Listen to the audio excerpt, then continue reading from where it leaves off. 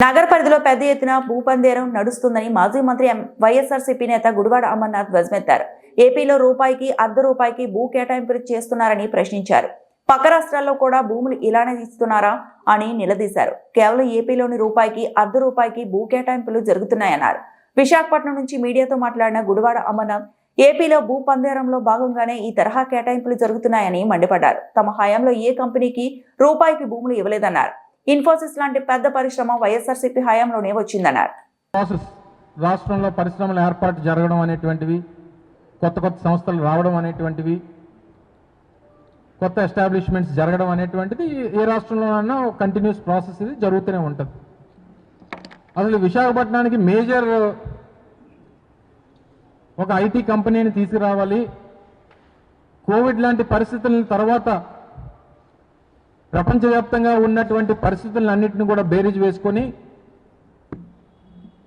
ఎందుకంటే 2020 Covid situations తర్వాత దాదాపు 2023-24 వరకు వర్క్ ఫ్రమ్ హోమ్ కల్చర్ నడుస్తున్నటువంటి పరిస్థితులు, దేశంలోని కొన్ని ప్రముఖ నగరాలు మాత్రమే ఉన్నటువంటి ఐటీ అనుబంధ సంస్థలు ఏవైతే ఉన్నాయో అవి Tier 2 సిటీస్లో కూడా ఎస్టాబ్లిష్ చేయాలనేటువంటి ప్రయత్నాలు జరుగుతున్నటువంటి క్రమంలో ఆ రోజు జగన్మోహన్ రెడ్డి గారు ముఖ్యమంత్రిగా, సంబంధించినటువంటి శాఖ మంత్రిగా నేను వారి ఇచ్చినటువంటి సలహాలు సూచనల మేరకు ఇప్పుడు Tier 2 సిటీస్ వైపు ఈ పెద్ద సంస్థలన్నీ కూడా అడుగులు వేస్తున్నాయన్నటువంటి పరిస్థితులు ఆ రోజు అవకాశంగా తీసుకొని ఆ రోజు ఇన్ఫోసిస్ లాంటి సంస్థల్ని, ఎందుకంటే ఆ రోజు ఒక మేజర్ కంపెనీని విశాఖపట్నానికి తీసుకొచ్చేటువంటి ప్రయత్నం జరిగితే సహజంగా ఒక పెద్ద కంపెనీ విశాఖపట్నం వచ్చినప్పుడు మిగిలినటువంటి కంపెనీలు కూడా ఆసక్తి చూపుతాయి విశాఖపట్నం వైపు అని చెప్పి ఆ రోజు ముందడుగు వేసి ఇన్ఫోసిస్ లాంటి సంస్థని విశాఖపట్నం తీసుకొచ్చేటువంటి కార్యక్రమం చేశాం. ఆ రోజు ఏ సంస్థకి రూపాయికి భూములు ఇచ్చినటువంటి పరిస్థితులు లేవు. కేవలం ఆ రోజు ప్రభుత్వం మీద ఉన్నటువంటి కాన్ఫిడెన్స్ కానీ, ప్రభుత్వం మీద, ప్రభుత్వ పనితీరు మీద, లేదా మిగిలినటువంటి పరిస్థితులు ఒక ఎత్తు అయితే ఆ రాష్ట్రంలో, ఆ ప్రాంతంలో ఉన్నటువంటి రిసోర్సెస్ అనేటువంటివి ఏ సంస్థ కన్నా చాలా అవసరం. రిసోర్సెస్ లేకుండా ఏ సంస్థ పెట్టుబడి పెట్టదు.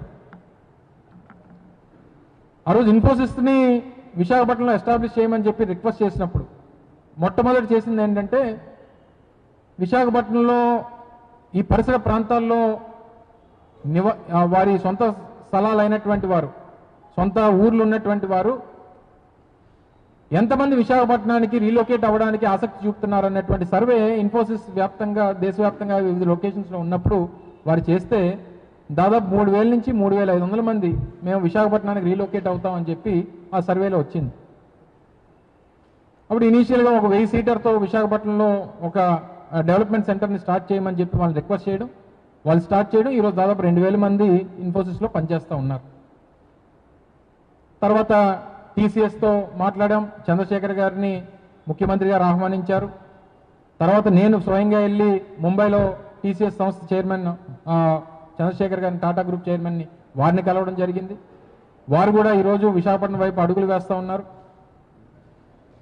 తర్వాత కాగ్నిజెంట్, ఇతర సంస్థలు వస్తూ ఉంటాయి.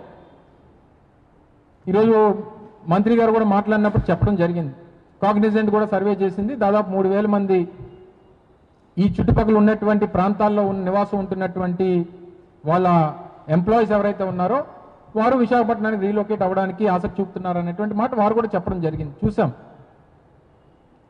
కానీ ఈ కంపెనీల పేరిట ఏదైతే ఈ మేజర్ కంపెనీస్ టీసీఎస్ అని, కాగ్నిజెంట్ అని, ఇన్ఫోసిస్ అని, కంపెనీల పేరిట వీళ్ళని ముందును పెట్టి దీని వెనకాదల పెద్ద ఎత్తున భూపందేరం జరుగుతూ ఉందనేటువంటిది ఈ సందర్భంగా ప్రజలు గమనించాలని చెప్పి కోరుతా ఉన్నా. పెద్ద సంస్థలకు భూములు ఇవ్వడంలో తప్పలేదు. వాళ్ళని ఆకర్షించి వాళ్ళని తీసుకొని వచ్చి వాళ్ళని ఇక్కడ ఎస్టాబ్లిష్ చేయమని చెప్పి అడగడంలో తప్పలేదు, దాన్ని ఆహ్వానిస్తాం.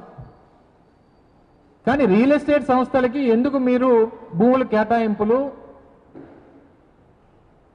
రూపాయికి ₹1 ఎందుకు చేస్తూ ఉన్నారు?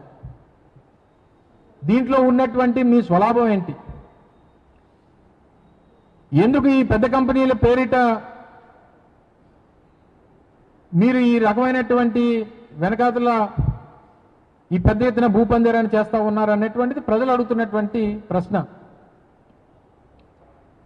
సత్వా గ్రూప్ అని, కపిల్ గ్రూప్ అని, లేదా ఇంకో గ్రూప్ అని దాదాపు 25 కోట్లు 20 కోట్ల రూపాయలు విలువైనటువంటి భూముల్ని 50 లక్షలకి, 1 కోటి రూపాయలకి మీరు కేటాయిస్తూ ఉంటే